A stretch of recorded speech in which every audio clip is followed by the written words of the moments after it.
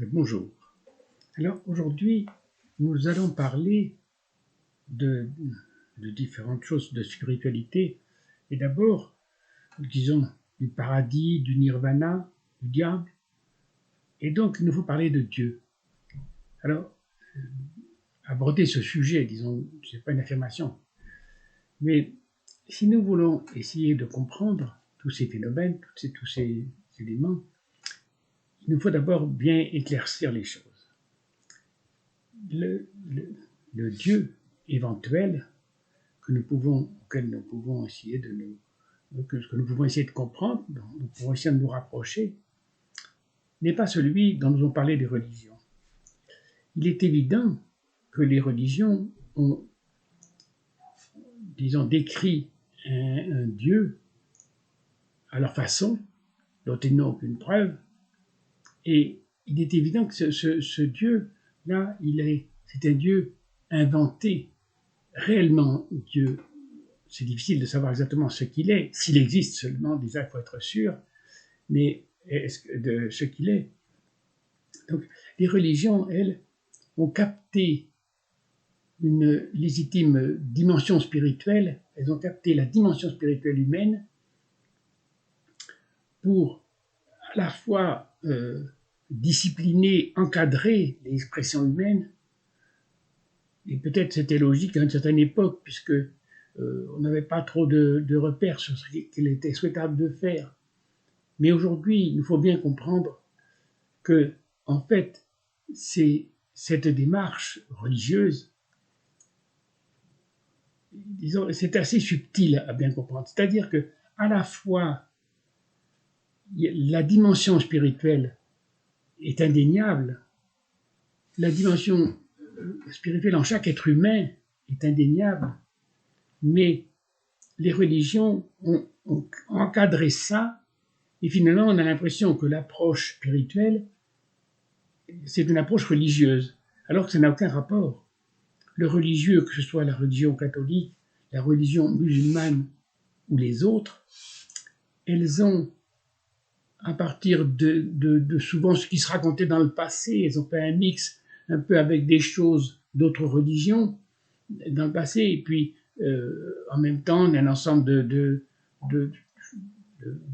critères moraux qu'elles ont créés, qui leur paraissaient à la fois souhaitables et surtout qui servaient à encadrer les gens. C'est-à-dire qu'il y a un mélange de bonne volonté et un mélange, on pourrait dire une certaine logique, mais à la fois, ce mélange, il a été fait avec aussi la volonté d'encadrer les gens. Et finalement, même si c'est un peu sévère, il faut dire que les religions ont servi à la fois aux puissants à encadrer le peuple, à encadrer la grande majorité des gens. Alors, à la fin, ces choses-là échappent. C'est-à-dire qu'il y a beaucoup quand on voit les croisés, qui étaient des nobles et tout ça, qui partaient et combien ils se sont fait tuer, ils avaient des convictions sincères.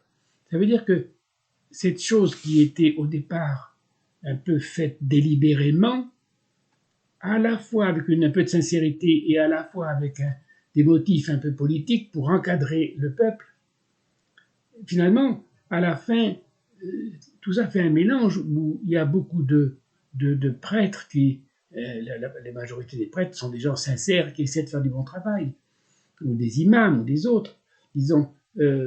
Donc, à la fois, c'est difficile de critiquer, quand on critique la religion, on a l'air de critiquer tous ces gens-là qui sont des gens souvent, enfin, grande majorité honnêtes et sincères, et à la fois, il faut se méfier que, même avec les meilleures intentions, ces choses-là se passent à l'intérieur de religions, c'est-à-dire à travers d'abord un système cadré qui n'est pas le cadre de la vie, qui est le cadre défini par des humains dans ce qu'ils estimaient souhaitable.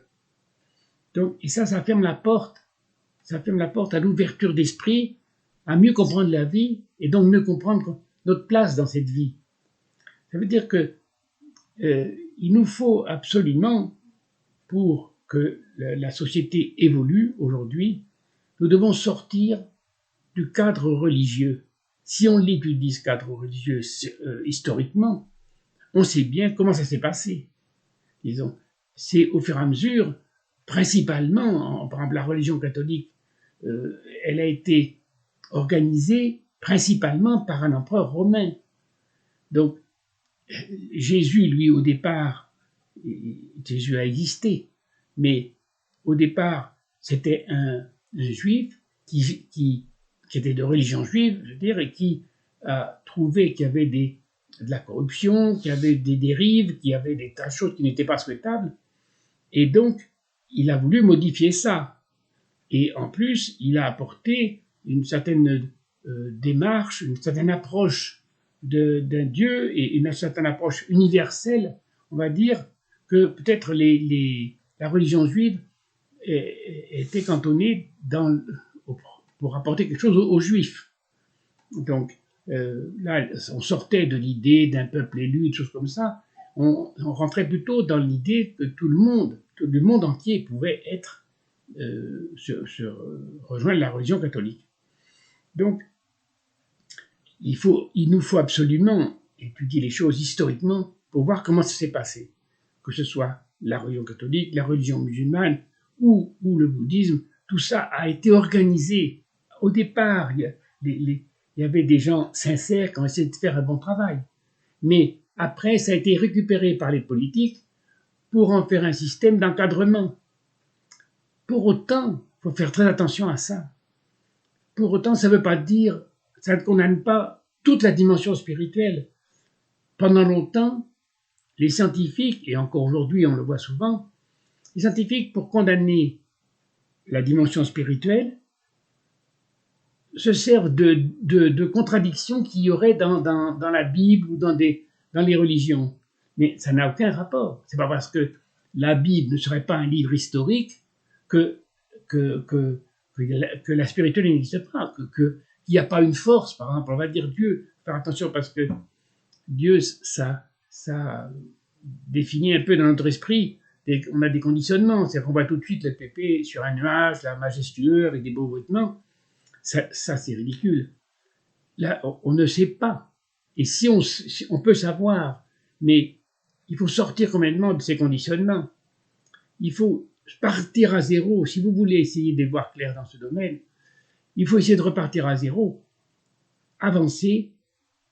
Sachez que de tout temps, il y a eu de la spiritualité et que, disons, cette spiritualité, il faut la rencontrer en partant sur du neuf, comme je viens de dire.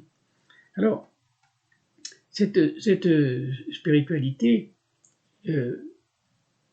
elle doit observer la vie comme elle est, observer les choses qui sont là. Ce qu'on peut voir, c'est que on étudie les religions, on voit beaucoup de choses qui ne vont pas. Mais si on étudie la vie, c'est la vie qu'il faut étudier. Il y a de ça, que de ça dont on est sûr, c'est la vie.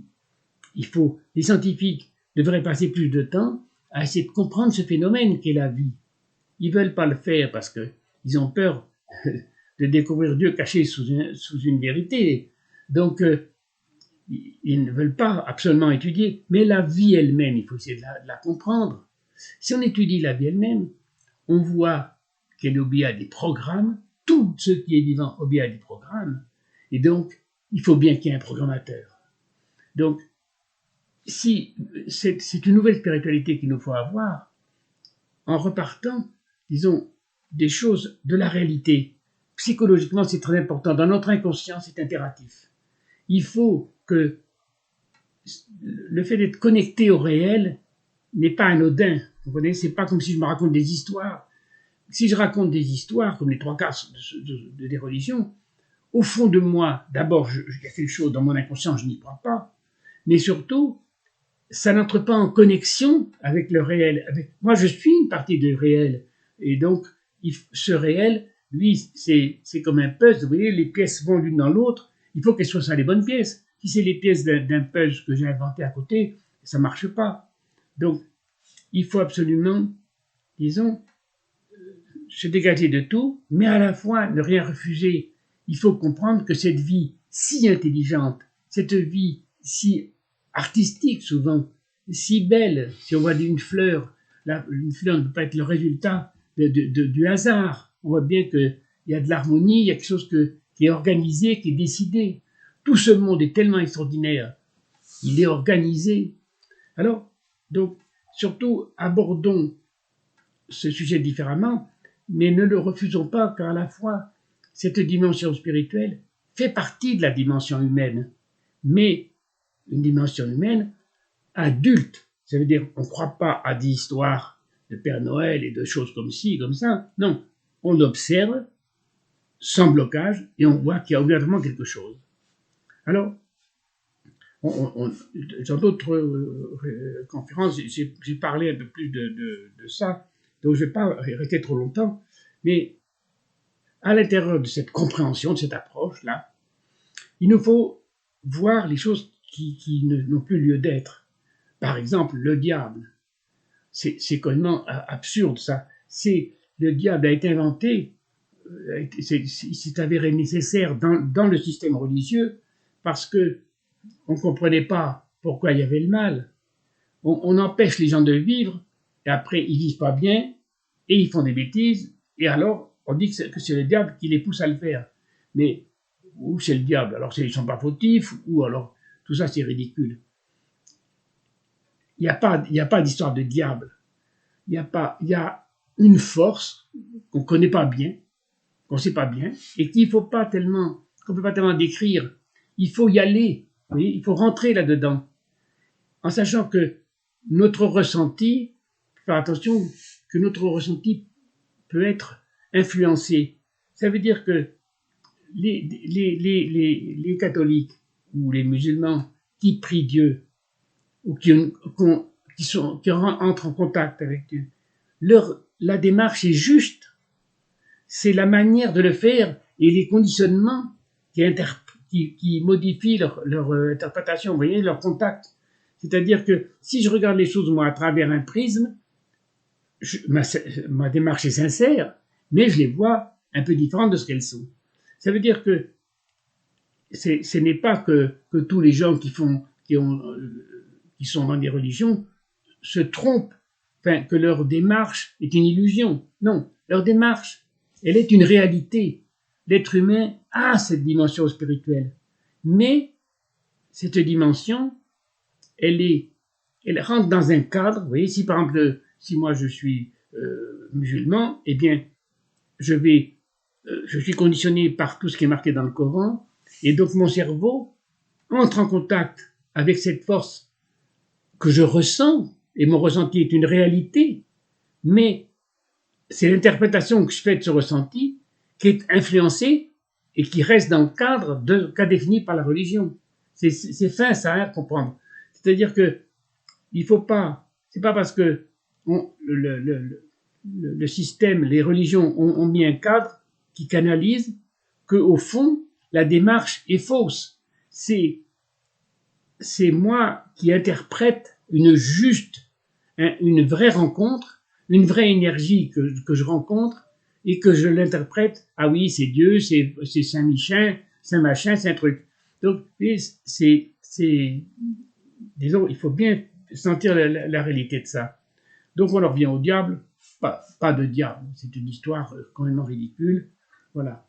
Donc, si les êtres humains ne font des bêtises, c'est parce que depuis leur naissance, ils sont orientés, ils sont là pour vivre et exprimer ce qu'ils sont. Et comme ils ne peuvent pas le faire, et comme on les empêche de le faire, et comme on crée en eux des traumatismes et des empêchements et des blocages, cette énergie-là, qui est faite pour rencontrer la vie, et rencontrer la vie, ça veut dire aussi rencontrer la spiritualité. La spiritualité fait partie de la vie. Mais disons que il faut que je nettoie de plus en plus mon ressenti, ma manière de rencontrer ça, que je n'y aille pas avec des conditionnements.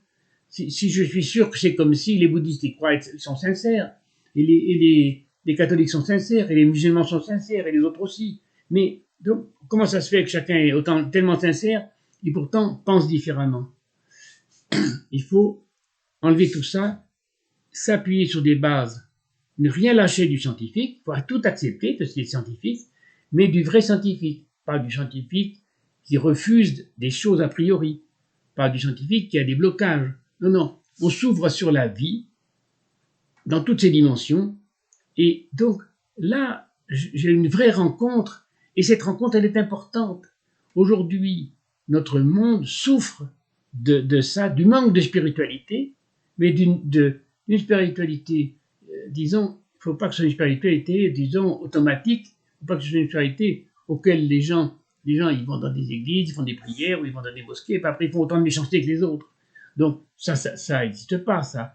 Il faut une vraie rencontre profonde par rapport à la vie. Et c'est le fait que moi j'évolue, c'est le fait que je m'épanouis, c'est le fait que je me réalise. C'est là que je n'ai plus envie de faire des méchancetés aux autres. Je n'ai plus envie de voler mon voisin, je n'ai plus envie de tuer qui que ce soit, qui a droit aussi à la vie. Et la vie, c'est la vie qui est sacrée, c'est la réalité qui est sacrée. Et donc, je n'ai plus aucune envie d'aller contre ces choses-là. Donc, on n'a dit pas de diable, mais pas de paradis. Là encore, on n'en sait rien comment ça se passe après. Il y a un après, moi je le pense sincèrement, mais j'en ai parlé souvent dans d'autres conférences comme ça, de ces grands sages, de ces vieux dans les pays indiens, comme ça, dans les pays chez les Indiens, qui partaient parce qu'ils étaient déjà, ils partaient en paix, parce qu'ils étaient déjà connectés à cet après. Alors, cet après, il paraît évident qu'il y a un après. Cette vie, elle n'est pas née avec moi. Moi, je me sens vivant, mais on m'a donné la vie. La vie m'était transmise. Et elle était transmise à ma mère par sa mère. Et donc, la vie, elle continue, elle ne s'arrête pas. Et disons, il y a quelque chose en moi, certainement qui continue. Mais de quelle manière? Et comment ça se passe? On ne sait pas. Mais il est, disons, comment on pourrait dire? Il faut aller vers ça, il faut aller vers la conscience. On ne peut pas l'expliquer a priori. Il faut y aller, et c'est de plus en plus, quand on entre dans ce monde, de plus en plus de conscience, que là on sent des choses sur lesquelles peut-être on ne peut pas mettre des mots. Mais ça ne veut pas dire que ça n'existe pas. Mais ce n'est pas des gens inconscients comme nous aujourd'hui qui peuvent définir ces choses-là. Il faut y aller, il faut vivre ça, le rencontrer de plus en plus, et après on comprend des choses que nous, on ne comprend pas aujourd'hui. Voilà. Donc ça parle du paradis, du nirvana, c'est pareil, hein, l'histoire des bouddhistes, c'est pareil, c'est-à-dire, tout ça c'est des choses, le paradis ou le nirvana, on nous vend ça pour nous faire accepter de ne pas vivre ici, parce qu'on ne veut pas nous faire vivre, on ne veut pas nous permettre de vivre. Parce que, disons, les puissants veulent pouvoir dominer la grande masse des gens, et donc ça ne change pas au fond, profondément. Si chacun devenait adulte, devenait, devenait, on pourrait dire, puissant, parce que en nous est liée cette puissance, si on osait vivre et être nous-mêmes. Mais on ne veut pas tout ça. Donc, on nous empêche de vivre. Mais donc, ces choses-là ont été inventées. Voilà, vous allez en baver ici-bas, mais après, ça sera formidable. Vous voyez, les bouddhistes, aujourd'hui c'est la mode du bouddhisme, mais disons, les gens se maîtrisent, souffrir, et tout ça, on s'empêche, on s'empêche, et puis à la fin, après, à la hausse sera le nirvana, on n'a pas besoin de s'incarner. On n'a plus besoin de s'incarner. Ça veut dire comme si le fait de s'incarner était chose de terrible. Mais la vie, si on la vivait bien, elle serait formidable. Elle est faite pour être formidable. Et on est fait pour être dedans, nous. Mais pas ce qu'on veut nous faire vivre. Donc, pas de paradis, pas de diable, pas de nirvana. La vie pleinement maintenant, et de là, la conscience. Et dans cette conscience, on comprend la réincarnation éventuelle, on comprend l'après, et disons, on rentre dans une spiritualité adulte. Voilà. Donc, il nous faut, disons, c'est la route, je pense qu'il nous faut suivre aujourd'hui en tant que société qui veut être adulte. Il faut savoir que les autres sociétés vont à leur perte, on le voit aujourd'hui, malgré toutes les religions, malgré toutes les démarches, malgré tout ça, eh bien, on va quand même à la catastrophe. Donc, tant qu'il n'y a pas une prise de conscience de chacun, et tant qu'on ne favorise pas une prise de conscience de chacun, ça ne marchera pas. Donc, sortons des spiritualités anciennes, sortons des croyances, on n'a pas à croire, on a à être sûr. La réalité est bien assez belle en soi. La réalité est extraordinaire. Alors c'est dommage de se gâcher et de s'infantiliser avec des histoires que si on les étudie réellement, on voit bien que c'était inventé aux trois quarts. Donc, sortons de tout ça pour s'ouvrir réellement à la vie. Voilà, merci.